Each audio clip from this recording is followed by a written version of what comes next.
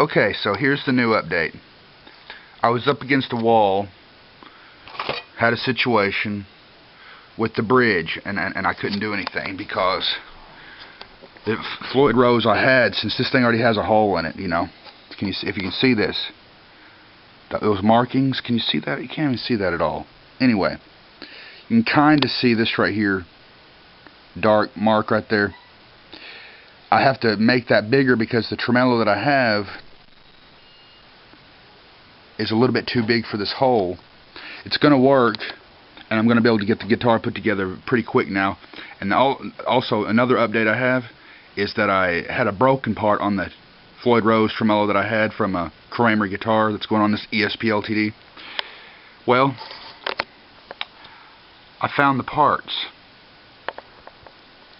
Apparently Floyd Rose makes the same tremolo for PVs and everything else. But anyway, if you can see these bolts back here, let me see. These bolts hanging out the back here, right there. See that bolt right there? 1, 2, 3. These hold the strings in. See those strings still in there? Anyway, who I got this off of had broken one off, so I found one from a PV. Floyd Rose. Anyway, that's it. I'm about to, get into the painting part. I just wanted to show you this real quick. This right here has to kind of do with the paint and everything. Remember, I had a problem where this was too big and it wouldn't fit. Now, if you can see this fits in there perfectly now.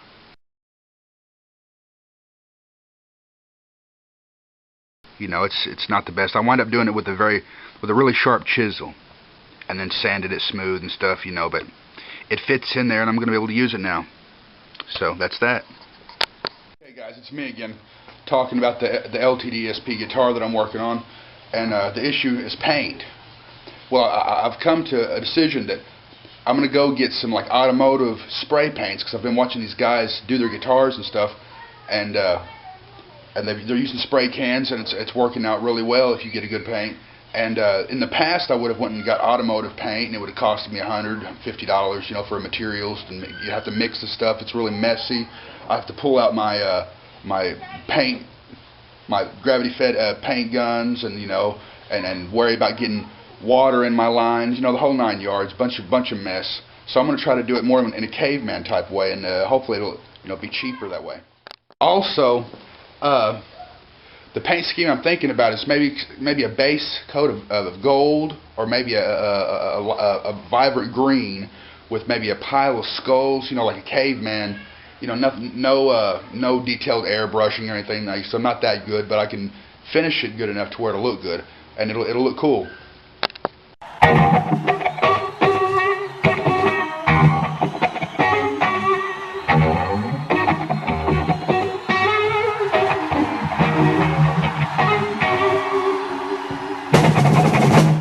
I found this helmet.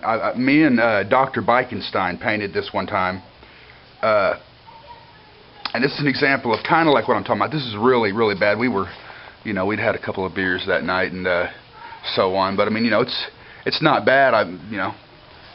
It could have been worse. I mean, well, matter of fact, we had mixed the paint out of 3 or 4 different types of junk paint that looked like cottage cheese, and anyway, turned out good.